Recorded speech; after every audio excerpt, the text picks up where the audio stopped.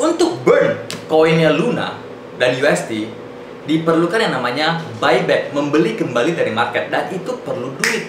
Oke, nah masalahnya sekarang duit mereka udah nggak ada.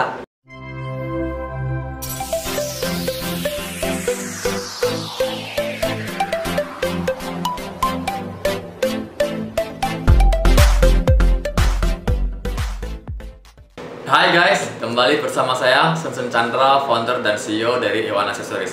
Oke, pada hari ini kita dihebohkan lagi dengan tweetnya Dukwon, di mana dia memberikan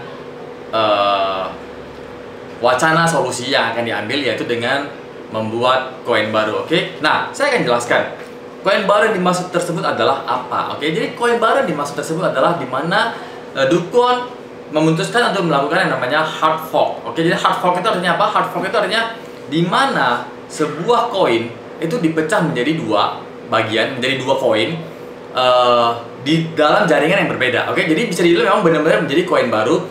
Contohnya itu seperti yang sudah pernah terjadi adalah Ethereum dengan Ethereum Classic. Jadi Ethereum dengan Ethereum Classic itu benar-benar menjadi koin yang berbeda dan di jaringan yang berbeda. Oke, jadi Dukwon rencananya adalah akan membuat koin baru yang akan disebut sebagai Luna, dan Luna yang sekarang disebut sebagai Luna Classic. Oke, jadi sama seperti Ethereum dan Ethereum Classic ya. Nah, jadi Luna yang baru ini itu di dalam jaringan blockchain yang baru tidak akan ada lagi yang namanya stablecoin dengan algoritma. Oke, jadi benar-benar hanya koin aja, benar-benar jadi koin aja. Nah, pertanyaannya, kenapa Dukwon malah melakukan tindakan membuat koin baru ketimbang burn koinnya? Karena semua orang tahu sekarang solusinya adalah dengan menaikkan USD ke $1 dan burn Luna supaya harga Luna itu bisa naik kembali. Oke, nah kita akan bahas. LFG, sebuah organisasi yang mengawasi pengembangan jaringan Terra, memposting Twitter pada kemarin pagi tentang perincian saldo cadangan mereka. Oke, jadi saldo cadangan mereka ini muncul pada awal 2022 setelah depaging USD yang terpisah. Terdiri dari aset miliaran dolar, termasuk 80.000 lebih Bitcoin. Oke, yang dimana tujuannya itu diakumulasikan untuk tujuan penggelaran dalam keadaan darurat. Oke, pengembang tampaknya telah menerapkan hampir seluruh portofolio ke dalam tindakan dengan sedikit efek. Jadi mereka ini LFG ini sudah menjual lebih dari 99% Bitcoinnya ke market. Oke, jadi mereka sudah menjual 80.000 lebih Bitcoin mereka itu untuk membeli USD, agar bisa memboost harga USD dengan cara di burn. Oke, nah,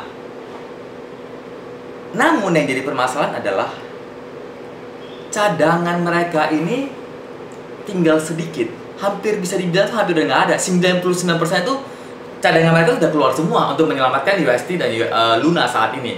Jadi bisa dibilang sekarang cadangan mereka tinggal 1%. Nah, sekarang kita kembali lagi, kenapa Dukwon mau membuat koin baru? Oke, kita sama-sama tahu untuk burn koinnya Luna dan USD diperlukan yang namanya buyback, membeli kembali dari market, dan itu perlu duit.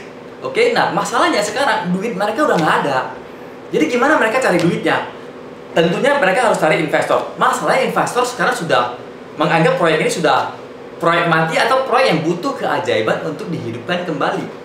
Oke, nah jadi gimana caranya untuk mendapatkan duit? Makanya Dukwon melakukan yang menurut saya ini adalah langkah terakhir dia, mencari dana dari koin baru, dari hard fork ini. Oke, jadi dari memisahkan, membuat koin baru yang namanya Luna, dan yang Luna lama disebut dengan Luna Classic. Ini adalah cara terakhir dari Dukwon untuk atau menghimpun dana untuk bisa membeli koin Luna atau USD, koin Luna terutama ya, supaya bisa di burn. Oke, nah kita sama-sama tahu ya, Luna itu bisa hidup kembali kemungkinannya sangat kecil. Oke, dan Luna sangat bergantung kepada USD. USD harus kembali ke $1 dulu.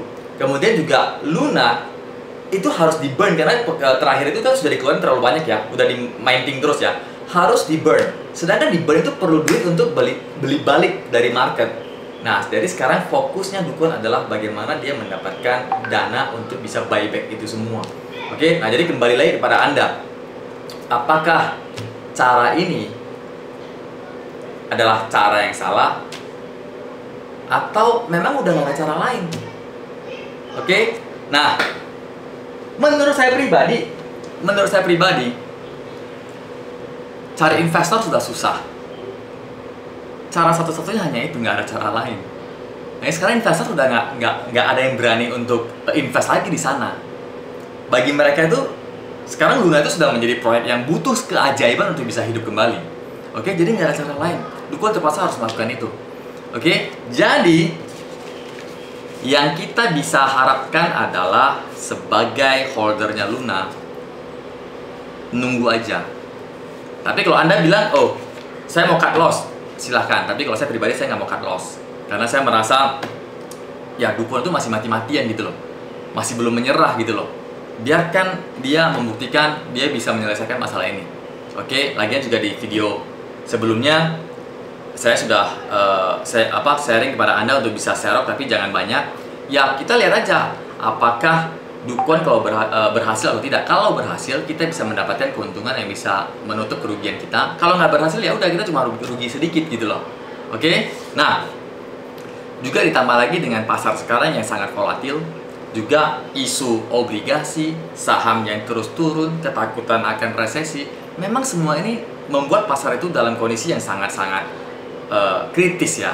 Nah, makanya saat ini jangan melakukan apapun dulu. Diam aja dulu. Bulan 7 itu seharusnya ada angin segar. Bulan 7 itu harusnya bisa kembali recovery. Oke, ada tanda-tanda untuk recovery kembali. Karena kan di video sebelumnya saya sudah ngomong ya, keruntuhan Luna ini itu sama seperti keruntuhan Enron di era .com waktu booming. Oke, jadi keruntuhan Enron di saat .com booming itu merupakan awal tanda di mana crash itu akan mulai berakhir, tapi tetap turun dulu. Nah, setelah berakhir maka dia akan terus naik sampai beberapa tahun ke depan. Oke, dan kalau kita lihat dari siklus chart 4 tahunan, memang tahun ini tahunnya turun. Tahun depan, nah hingga tahun 2024 itu baru pada naik gila-gilaan. Oke, nah jadi saat ini saya bisa sarankan kita diam aja dulu. Nah, bagi Anda yang ingin mendapatkan uang di kripto, boleh trading, manfaatin volatilnya. Tapi kita lihat sekarang lebih ke sideway ya. Cuannya dikit-dikit aja, tipis-tipis aja, 2-3% aja, oke? Namun ada cara lain jika Anda ingin mendapatkan keuntungan, yaitu apa? Dengan mining. Ya, mining Anda bisa pilih, bisa mining dengan PC, dengan modal yang cukup gede, atau mining dengan smart contract, oke? Nah, kebetulan saya sudah mengikuti sebuah mining, namanya mining Tron, smart contract Tron. Jadi saat ini, jika Anda merasa Anda ingin mendapatkan cuan di dunia kripto, Anda bisa ikut mining. Dan mining itu hasilnya pasti hanya tergantung dari nilai koinnya. Tapi ya dari mining yang saya ikut itu kan saya kan menggunakan USDT, jadi stabil ya. Jadi uangnya stabil dan hasil yang kita dapat itu Tron itu enak. Maksudnya Tron itu ya tetap lah per 12 jam itu dapatnya tetap. Sehingga saat ini selama menunggu proses bottoming ini selesai, saya menaruh dana saya itu di mining. Oke, dan hasilnya cukup lumayan. Anda bisa ikut sementara dan itu aman. Oke, itu aman. Dan bagaimana bisa aman? Anda bisa lihat di video saya bagaimana cara join mining poolnya Tron. Oke, hanya itu aja yang saya bisa sharing kepada Anda, karena saat ini juga pasar benar-benar lagi crash, juga berita yang kurang bagus.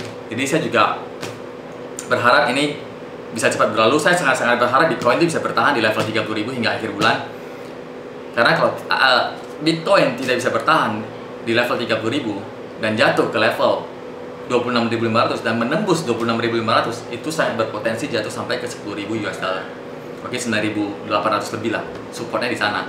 Oke, jadi sekarang ini kita diam aja, jangan menangkap pisau yang lagi jatuh.